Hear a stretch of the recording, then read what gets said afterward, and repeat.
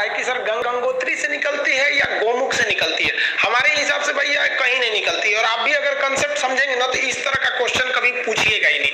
और एक और फंस जाता है, सबसे ऊंचा बांध टिहरी बांध है या फिर भाखड़ा नांगल है, दोनों अपने अपने जगह पे सही है, दोनों की कैटेगरी है। समझते हैं, देखिए उत्तराखंड जो है ये उत्तर प्रदेश से टूट के सन 2000 में अलग हुआ था।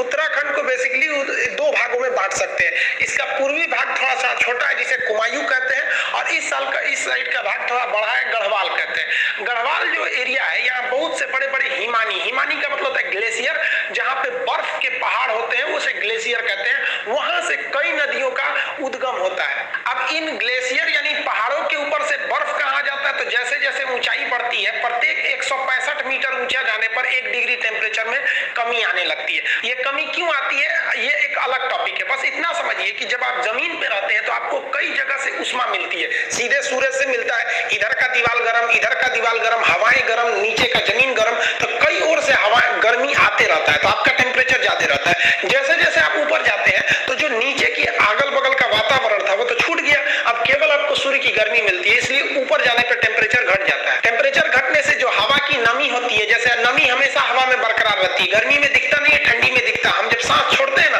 तो ठंडी में वो नमी दिखने लगती है, गर्मी में नहीं दिखता है। वही नमी इन पहाड़ों से टकरा कर एक बर्फ का स्रोत बना देती है, और वही नीचे से पिघलकर नदियों का उद्गम स्रोत बन जाता है। तो नदियों का उद्गम स्रोत पहाड़ी का हिमानी यानी ग्लेशियर होता है। अब जरा ध्यान से समझिए, गंगा इस तरह से निकलती है। ये हम 2 इमेज बनाएंगे, इसमें पूरा जगह नहीं लिखे हैं ताकि कॉम्प्लिकेटेड होगा, आपको समझने में दिक्कत हो जाएगी।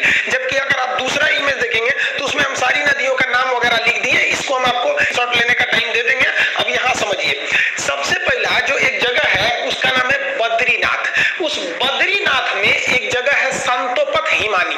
बद्रीनाथ के संतोपत हिमानी से एक नदी निकलती है जिसका नाम है धौली गंगा, विष्णु गंगा, और एक साइड से आती है धौली गंगा। तो धौली गंगा और विष्णु गंगा 2 नदियां हैं। ये 2 नदियां आपस में आके मिल जाती है विष्णु प्रयाग में। प्रयाग का मतलब होता है मिलन स्थल। तो विष्णु गंगा और धौली गंगा आके मिलती है विष्णु प्रयाग में, और यहाँ इनकी गहराइयां बराबर हो जाती हैं लगभग। जब 2 नदियों के मिलने के वक्त में गहराई बराबर हो जाए तो उन नदियों का नाम चेंज कर दिया जाता है। यदि एक की गहराई ज्यादा दूसरी की गहराई कम तो नदी गहरी वाली नदी के नाम से ही नदी आगे बढ़ेगी। तो यहाँ लगभग गहराई बराबर हो जाती है विष्णु प्रयाग में, तो नाम बदलकर इस रेड वाली नदी का नाम रख दिया जाता है अलकनंदा नदी। यहाँ से यहाँ तक ये रेड वाली नदी है अलकनंदा नदी। अब इसको ओवरव्यू में समझिए। अलकनंदा आगे बढ़ती है, आगे जाकर एक नदी आके मिलती है जिसका नाम है नंदाकिनी नदी।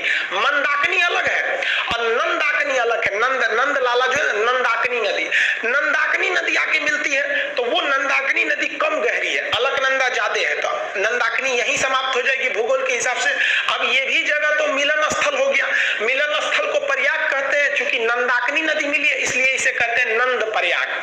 नंद प्रयाग के बाद नदी और आगे बढ़ती है, तो यहाँ आगे बढ़ती है तो एक और नदी आके मिलती है पिंडार नदी। पिंडार नदी जहाँ आके मिलती है उसे कहते हैं हम लोग कर्ण प्रयाग। तो कर्ण प्रयाग में पिंडार नदी आगे मिल गई। अलकनंदा जो है कहती है भाई तुम कम गहरा हो, तुम यहीं खत्म हो जाओ, आगे हम ही बढ़ेंगे। अलकनंदा आगे बढ़ती है तो एक और नदी आके मिल जाती है, वो नदी निकलती है केदारनाथ से। ये वाली निकली थी बद्रीनाथ से। उस नदी का नाम है मंदाकिनी नदी। ये मंदाकिनी नदी आके इसे मिलती है, ये जाके मिल जाती है। मंदाकिनी कम गहरी, ये ज्यादा गहरी, इसलिए मंदाकिनी यहाँ समाप्त। अब ये मिलन स्थल है, इसका भी नाम प्रयाग रहेगा, तो इसका नाम हो जाता है रुद्र प्रयाग। रुद्र प्रयाग से नदी फिर आगे बढ़ती है, अभी भी अलकनंदा, इस रूट में बहुत गहरी है अलकनंदा। अब यहां से आती है उत्तर काशी जिला से। उत्तर काशी के पास एक जगह है गंगोत्री। अब गंगोत्री के पास एक एक्यूरेट पॉइंट की बात करेंगे तो वो है आपका गोमुख।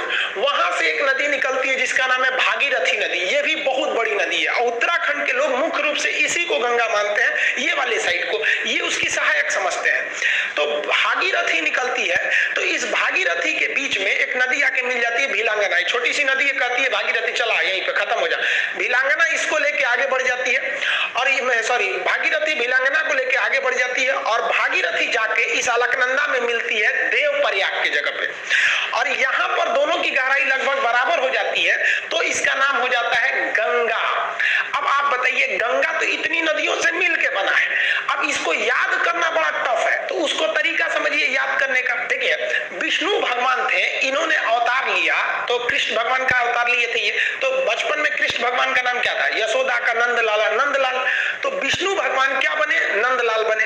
और ये जब बचपन में थे, आगे बढ़े, तो ये हमेशा इनके कान में बाली रहता था। आप देखेंगे कृष्ण भगवान कान में बाला पहनते